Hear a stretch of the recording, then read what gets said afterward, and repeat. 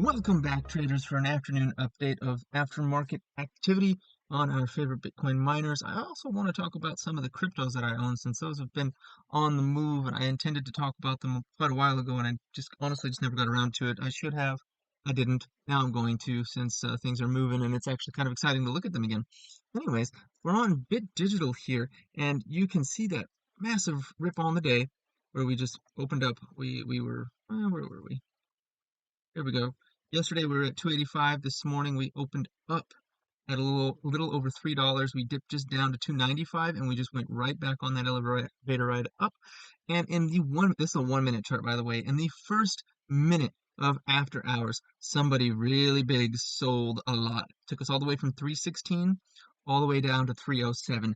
I have my suspicions that that was an institutional seller, that could have been one of these institutions such as BlackRock or maybe Vanguard or some other institution like that, whose cost basis, if you look at the Webull Sage tracker, is somewhere about that $3, $3.15 range. In fact, I'm going to bring it up on my phone right now so I can quote it exactly.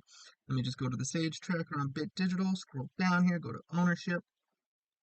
BlackRock had theirs at $2.98. That was their cost basis. Investco, their cost basis is $3.13. State Street, $2.91. VanEck, $2.84. Let's see who else is on here. Those are the only really important ones that anyone would notice. Morgan Stanley, $3.02. Two Sigma's Investments, a big hedge fund, $3.10. Lots of big players just got in the money today after a long time of being in the red. So they may have taken some profit off of that because they all had millions of shares. That would have been a decent amount of profit off of a long wait in the red. So that might have been what happened here. That's what I'm suspecting happened here. We'll see the reports at the end of the quarter, but that's my suspicions here. But the thing that made me very excited about this is that it immediately rallied. We're almost just a few minutes past that. Bit Digital doesn't get a lot of after hours trading, as you can see from these tiny little non-existent candles, but this one is very noticeable. If we go back here, same thing. After hours is usually pretty chill. See, like, just kind of bounces around every once in a while. Pre-market is where you really start seeing some moves. Anyways, it immediately rallied back up to 319, so that gives me a lot of confidence in the strength of this move and that it is not over yet. I did make a mistake. I did not get out of all of my Mara calls that I had sold. I sold calls, so I was losing money as it was going up.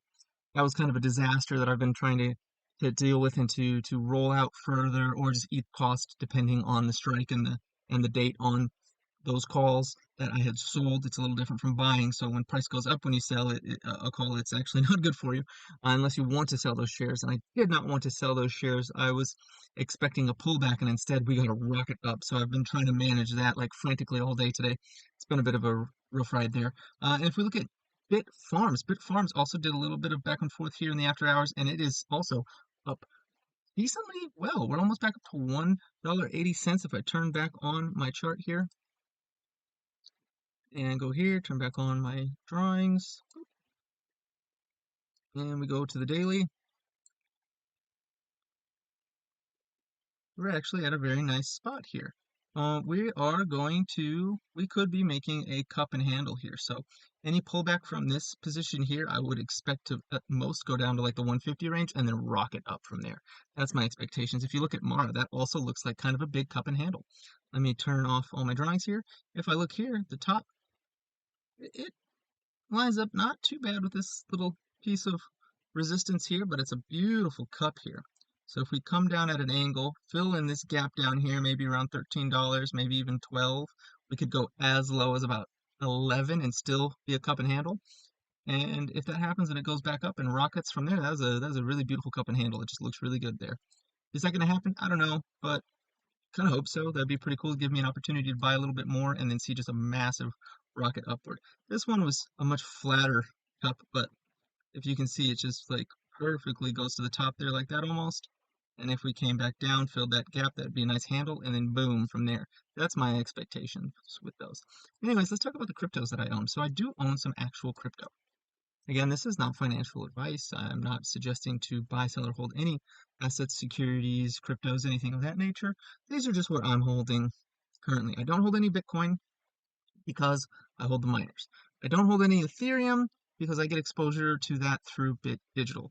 I should have bought some Ethereum. I have traded Ethereum last year from $800 up to about $1,800. I did some trades back and forth in there, but I never held it, and I kind of feel like I should have, but that's okay.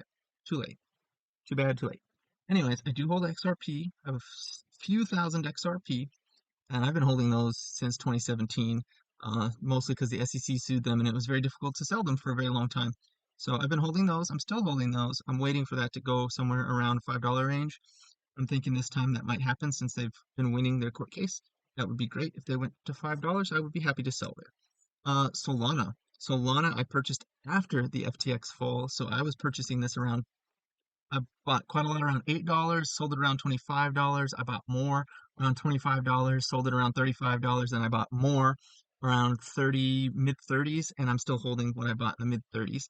And I'm going to hold that until it reaches a new all-time high, which would put it over $260, and then I'll sell that. But I'm holding 35 of those right now, and they are staking in my Coinbase account, so my Coinbase wallet. So that's where those are. Got 35 of them. It's not a lot, but I'm expecting it to be somewhere in the range of like $8 to $12,000 when this is all said and done. I do hold ADA. I hold ADA. I've been holding ADA again since 2017. I've never sold any ADA, but I probably will this cycle. Again, probably a similar price to XRP. They have a circulating supply that's not too far off from each other, and they have each gotten up to a similar market cap in the past, so I'm expecting them to act kind of closely in tandem with each other.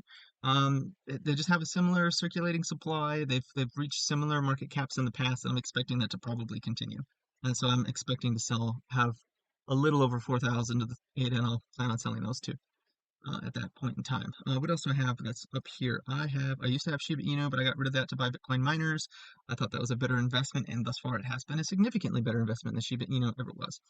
I do hold crypto.com or Kronos. I hold about 40,000 of those bad boys.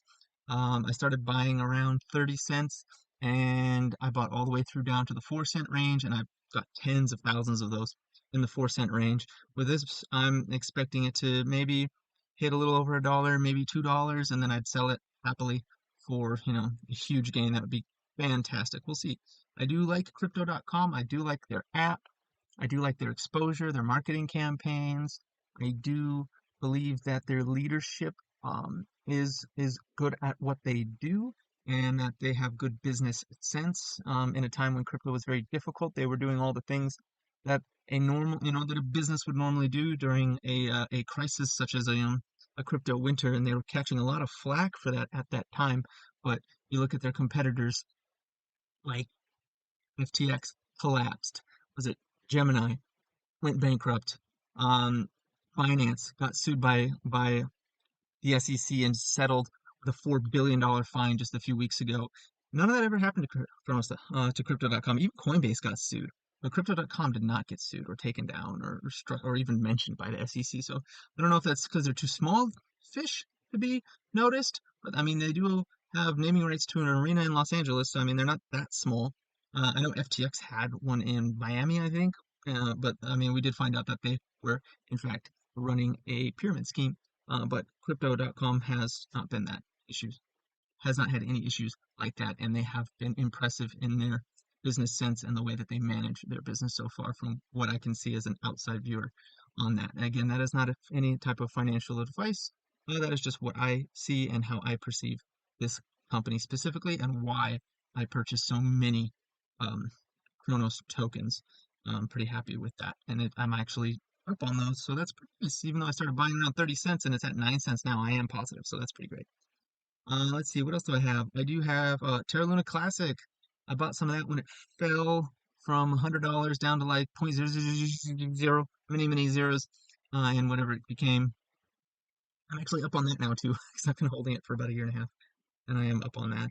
That is one of those plays that is everything fell apart. It's a disaster, but maybe it has a chance to recover. So I threw like $100 at it. And, it's been recovering, and that's been nice. What else do I have here? I have some really stupid ones too. Um, so let's see. I have this one.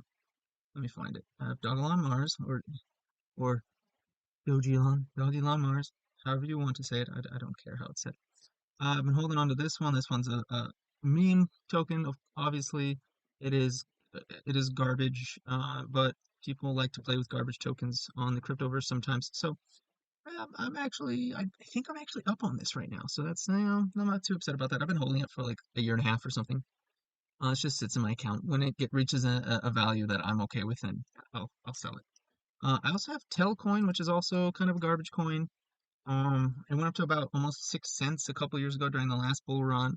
I failed to sell it then, and I've just been holding it since then. So I've been holding it since 2020, and I'm kind of break even still on it. So I'm just waiting for it to do something, and then I'll sell it.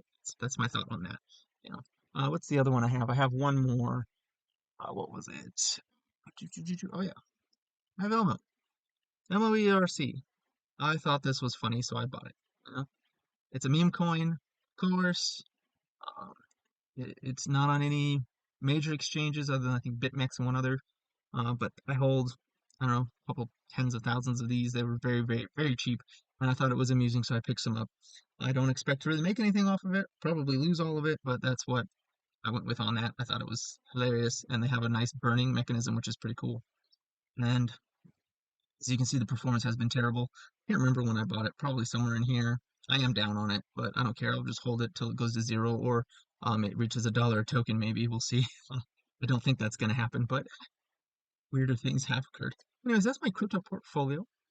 A little bit about what happened with BitDigital. I should also talk about Bitcoin, I guess, real quick. Bitcoin went over the $40,000 resistance. Let's go ahead and put this in here. 40,000. We went over the 40,000 resistance, and we held. We got a whole candle up there. The whole day is almost up to over there. How many hourly candles do we have over that? Several 2-hour candles above this. How many 4-hour candles? I'm sure it's just going to be half the amount of that, but 2, 3, 4, 5, 5. So we got 10 hours holding above the $40,000 resistance level. That is very exciting. I do expect it to retrace here to 40 at least, and then continue on up maybe to 45-ish before this run is over, but I don't think this run is over. This is looking very much like a bull flag, the same way this looked like a bull flag, and this looked like a bull flag, and this looked like a bull flag. The only way I'm going to be convinced that this is not a bull flag is if price breaks under 41 and under 41,000 and stays down there for more than a day. Then I'll say that this run is over. That's when I'll be convinced of it. Until then, I'm not convinced that the bull run is not over, and I'm expecting something, along the lines of like